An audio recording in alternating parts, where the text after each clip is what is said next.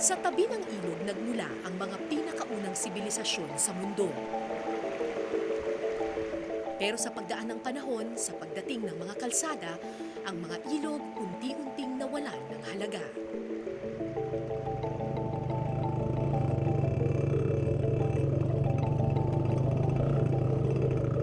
Pero sa mga lugar na malayo sa kabayanan, sa mga lugar na di naabot ng motorsiklo, sa mga sityong malayo na sa kamalayan ng tao, sa mga lugar tulad ng sitio na Swak, Bungabong, Mindoro Oriental, sa tahanan ng mga katutubong mangyan, ilog ang nagsisilbing daan.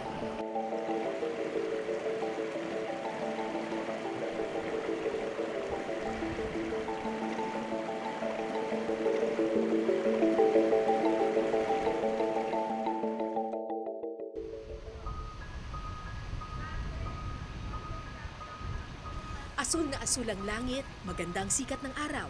Tamang-tama ang panahon para maglaro at magtampisaw. Pero imbis na laruan, ito ang pirming bitbit nila sa kabundukan. Ang akala mo'y inosenteng tawanan, katuwang pala'y mabigat na pasan.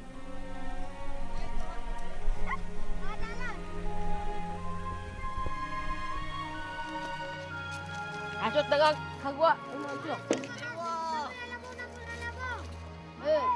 Ang 14 anyos na si Ligawon ang pinakamalakas sa magkakaibigan. Kargador ng gabi at saging ang magkakaibigang Erwin, Marvin, Noel at Ligawon. Ba't wala kayo sa school ngayon?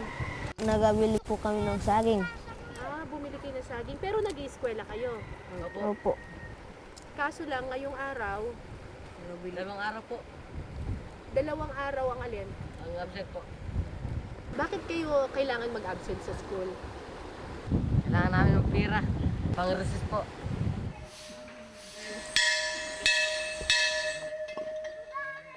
Kinabukasan, Biyernes, maaga kong nakita si Ligawon sa eskwelahan. Pero nagulat ako dahil ang mga kasama niyang bata, imbis na lapis at papel, gabi at kung ano nung produkto ang bitbit.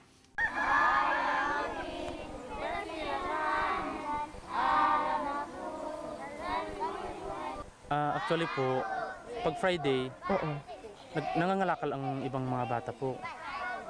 So nagtatrabaho sila. Oh, So kapag Friday, konti lang talaga estudyante ninyo. opo. Yun po ang kadalasang nangyayari dito. Oo. Hindi rin po naman kayang pigilan ng mga magulang. Gustuhin man ng mga guro na pilitin ng mga batang mag-aral, paghahanap buhay ang tila mas matimbang. Hindi lang siya ang pinakamalakas, si Ligawon din ang pinakamatalino sa mga bata. Ligawan po ay medyo napapabayaan ng magulang niya, kaya nagtatrabaho siya ng kanyang sarili. Siya ang president, magaling naman siya. Sa school. Sa school, magaling siya. Kaso lang, Pag every Friday, magpapaalam siya sa amin oo. na mangangalakal muna po, sir. Kasi para magkapira, self-supporting siya.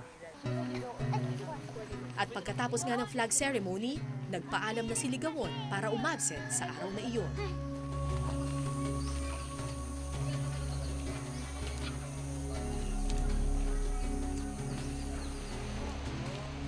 Sa bundok dumiretso si Ligawon kasama ang kanyang mga kaibigan. Nagtayo sila ng maliit na timbangan at matyagang naghintay ng mga katutubong bababa mula sa bundok.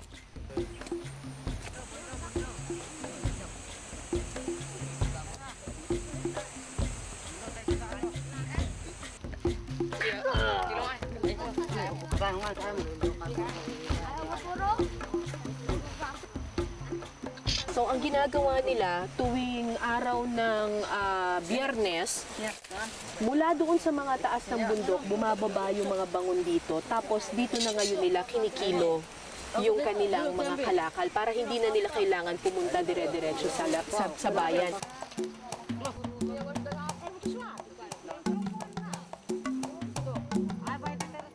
Makalipas ang ilang oras, nakaipon na ng marami-raming kalakal ang mga bata.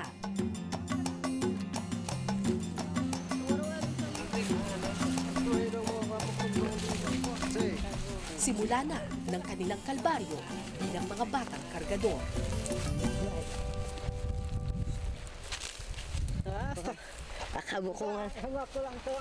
Hindi ko alam kung paano kinakaya ng mga batang ito ang bigat ng sako sa kanilang likuran. Sa bilis ng kanilang kilos at determinasyon sa kanilang muka, ramdam kong tila nagmamadali ang mga bata.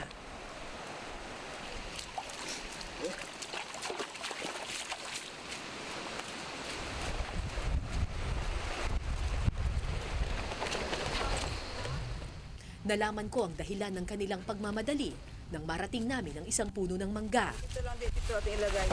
Yung mali natin. Dito ko nakilala si Miriam, ang amo ni Naligawon. Yung pinakabayad dun sa kanilang pagdala, Yun ang ay dito ay 5.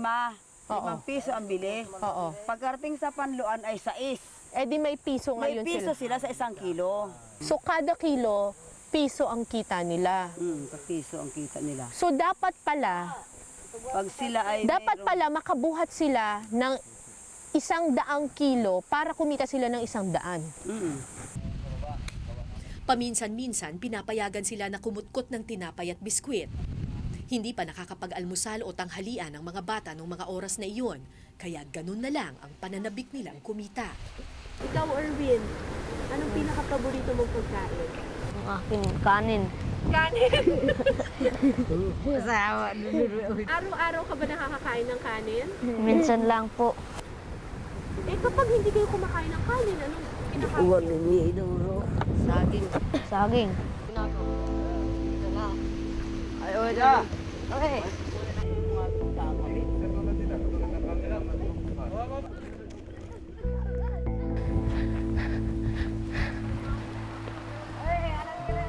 Dinala nila sa tabi ng ilog ang lahat ng kalakal.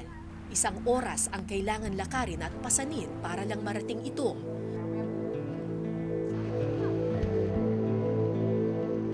Nang marating namin ang ilog, akala ko pwede na silang magpahinga. Kung lalakarin ng mga bata ang bundok pababa ng bayan, baka abutin sila ng 6 na oras.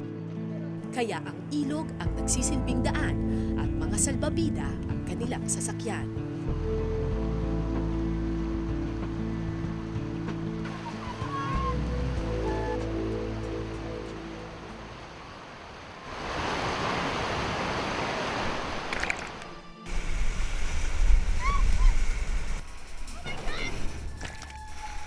Sunod-sunod ang hampas ng malakas na agos, naglalakihan ang bato na aming dinadaanan.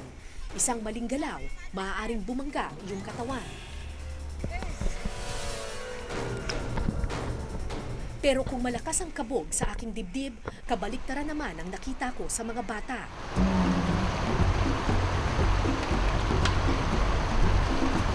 Sanay na sila sa pagsakay sa agos, hindi na bago ang pagharap sa peligro.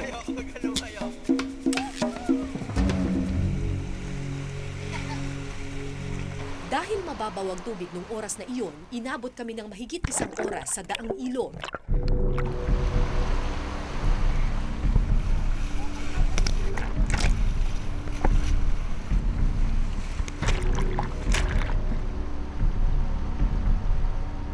Nakakapagod ang sunod-sunod na hampas ng alon. Maya-maya, napadaan kami sa isang bahagi ng ilog na paikot-ikot ang galaw ng tubig. Sana hindi tumaob ang aking sinasakyan.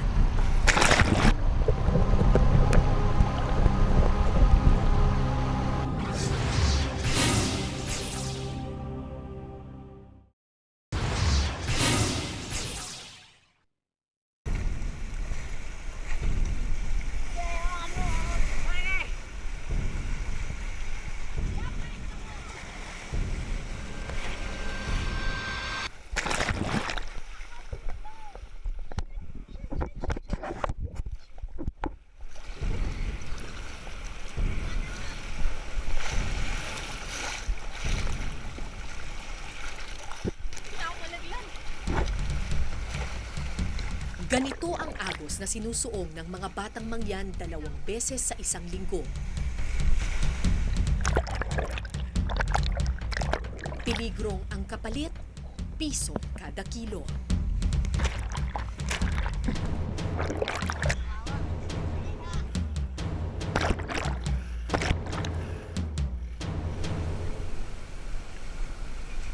Makalipas ang ilang minuto, sa wakas nakarating din kami sa destinasyon. Ilang metro lamang ang layo nito sa bayan at dito muna pansamantalang itatago ng mga bata ang inipon nilang kalakal.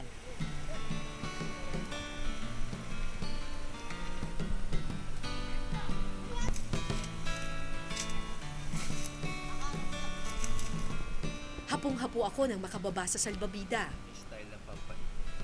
Pero ang mga batang mangyan, tila walang puwang ang kapaguran.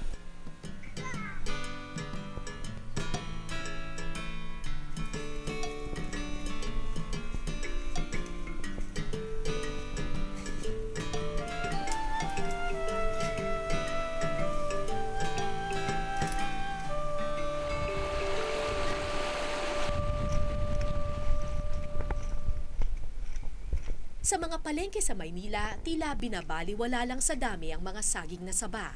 Pero ang di natin alam, kalbaryo pa lang pinagdadaanan para lang makarating ang mga ito sa ating hapagkainan. Bulag ang 2 sa 4 na anak ni Mang Ima. Pero kahit bulag, pinipilit ng batang si Wendell na tulungan ang kanyang ama. Gaano po katagal ninyo pinapasan yung mga saging? 3 oras galing doon sa aming lupa papunta dito. 3 oras? Gaano karami po saging yun? Mga 300. Ilang linggong inipon ng mag-ama ang saging na ito. Ngayong araw, ibabiyahin nila ito at ibebenta sa bayan. So sa isang buwan po, magkano po ang kinikita ninyo?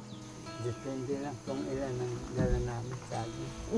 Pero karaniwan po, magkano po ang pera ninyo sa isang buwan? Isang buong buwan po. 100. Isang buwan na yun. Pagkakasyahin nyo na yun?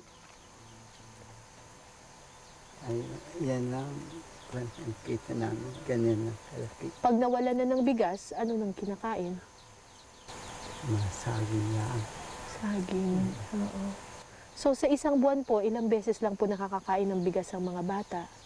Tingnan, magsahin siya ng bigas. Kuminsan. Tuwing Biyernes, kumakain kayo ng bigas. Oh. Kaya pala ganun na lang kahigpit ang pagtatali nila sa mga piling. Bawat saging mahalaga.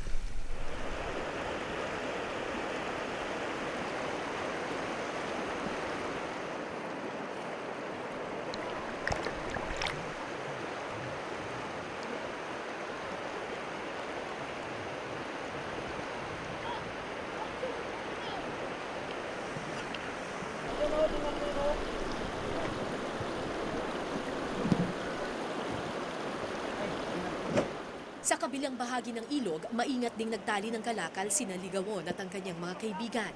Sako-sako ng gabi naman ang kanilang ibebenta sa bayan.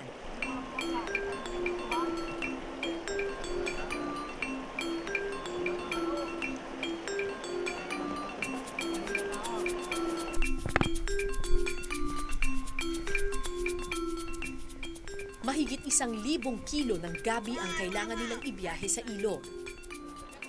Hindi nakakayanin ng salbabida, kaya ang iba isinakay na lang sa balsa.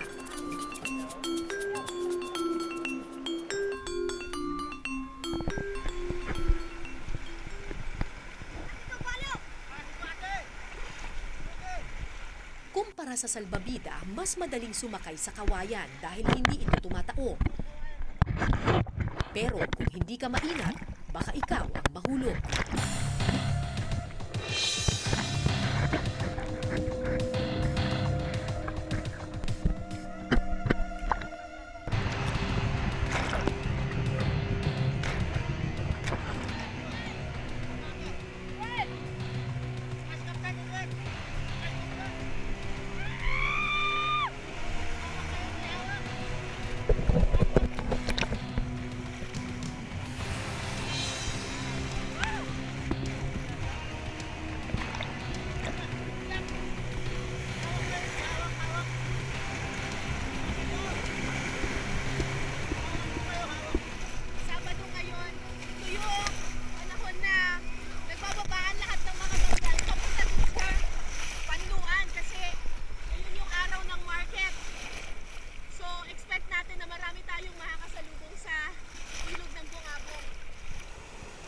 Kumpara kahapon, mas mabilis ang ragasan ng ilog ngayon.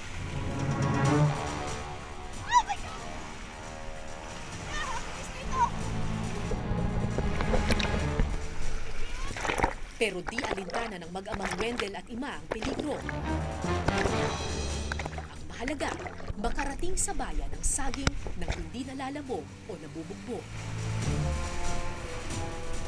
Pilit na tirik yung araw ngayon, sinisisi mo, mainit ang panahon. Pero, tubig, sobrang lamig.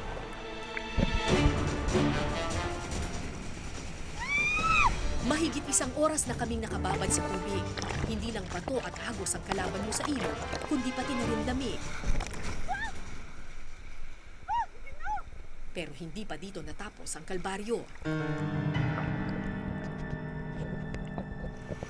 Masyado nang mababaw yung tubig dito. Delikado kapag ganun kasi pwedeng mabutas yung salbabida. Matamaan ng mga bato. Halos 2 oras na kami nagpapaanod, pero di ko pa natatanaw ang dulo ng ilog. Maya-maya, nangyari ang aking kinatatakutan. Ay, may butas.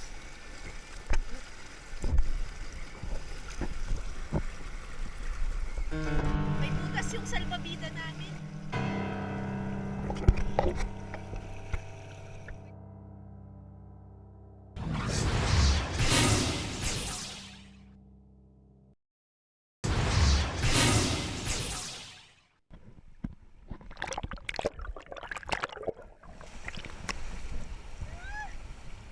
Nabutas man ang aming salbabida, kailangan magpatuloy sa biyahe. Sayang ang kalakal na aming dala, kaya lakas loob kaming sumuong muli sa ilog.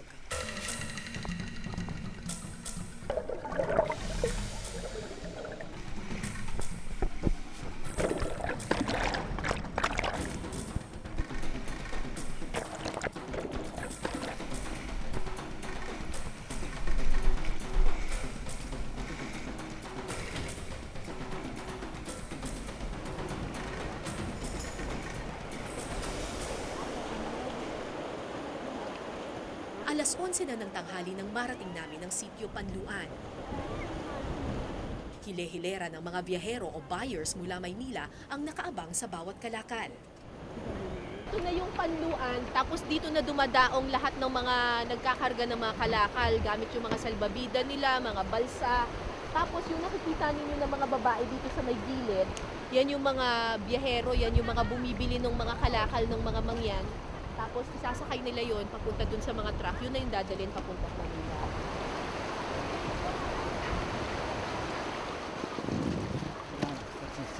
Ano yung panelo? Sako? Singapore. Sinong may trato? Ako na.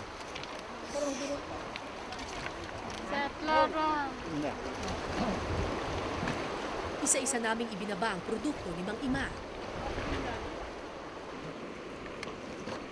Pagkatapos ng saging, kinilo naman namin ang sako ng gabi na dala ni Mang Ima. Dahil hindi marunong sumulat at magbasa, ako na ang nagbasa ng timbangan para siguradong walang lamangan. 17.5. Yung 17 kilos yan, ano? Pero ng oras na ng bayaran, hindi 17.5 kilos ang binayaran. Magkano po yung ano, 17? Magkano yung 17 kilos? 112. Kasi 112. inaalisan pa ng risiko yung bagang pinaka yung basa, o yung ganun din naman sa Maynila. Anong basa po? Yung nakilis ba yan, na nababa ang timbang pagtuyo na, So ilan po talaga? 16 ang binayaran ko sa kanya. Kaya 16 kilos. Kasi yung 1 kilo, parang, kasi basa siya, so mas mabigat ng kaunti.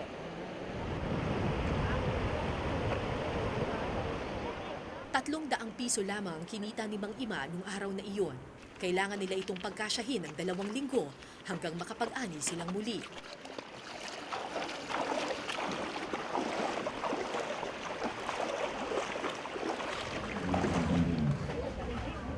Dumiretso ang ama sa palengke ng Panluan.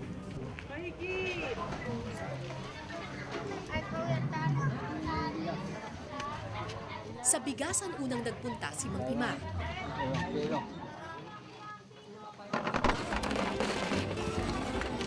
Sa color game, nagbabad ang batang si Wendell. Hindi ko alam kung paano siya tumataya gayong hindi naman niya nakikita ang mga kulay.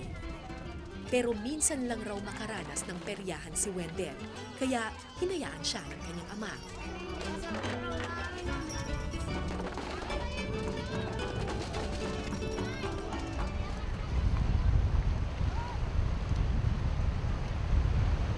Maya-maya, dumating na sa Pampang sina Ligawon at ang kanyang mga kaibigan.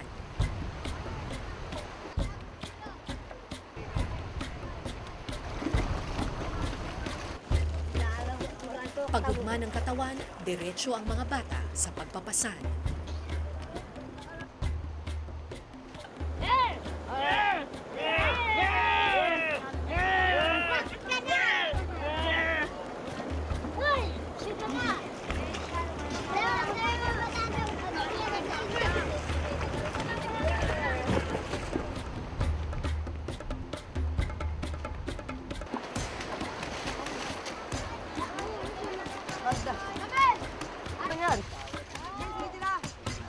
Akalero nito.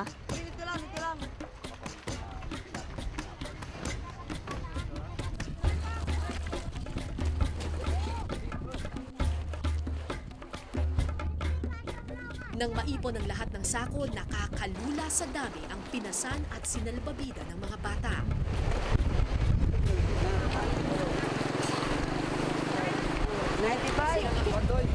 Samuel 34, 33, 32, 33. Sabik na nag-abang ang bawat isa habang kinuwenta ang kanilang kikitain. Parang 322 kilos yun, ganun ba? Piso-piso kasi. Kasi piso-piso per kilo. Tapos yung isa naman ay 331. Lumalabas na tig 300 kilo ang pinasan ng bawat isang bata. May 300 piso na silang maiuwi sa kanilang mga magulang.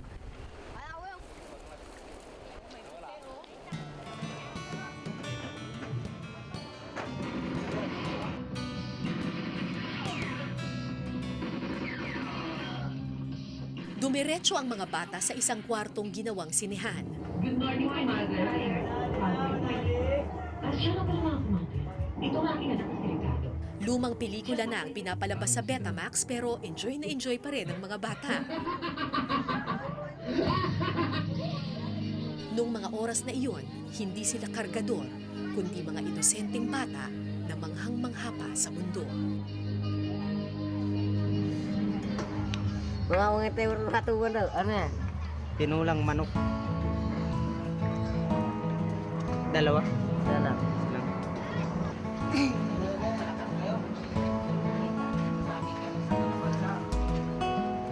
Pagkatapos ng pelikula, diretso sila sa karinderya. Tanong ko kay Kuya Marcia, ay wala ko. Kanin daw ang paboritong pagkain ni Erwin. At ngayon, nakuha na niya ang kanyang sibling hiling.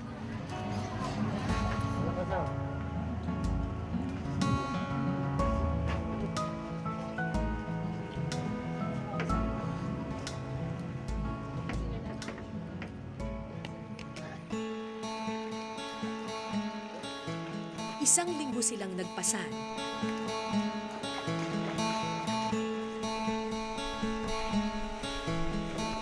Dalawang oras nakipagsapalaran. Sa araw na ito, binili nila ang mga bagay na di nila karaniwang natitikman. Kumain na parang wala ng bukas. Tumawa, nagkulitan at naglaro. At sa mga sandaling panahon, naging bata silang muli. Ano ang pinakamasayang parte ng pagtira ninyo dito? Anong pinakamasayang parte? Pag ano? Pag linggo. Pag linggo. Bakit masaya pag linggo? Ay, nagalaro po kami. Isa lang ang naisip ko. Sana araw-araw linggo. Ako po si Cara David at ito po, Eyewitness.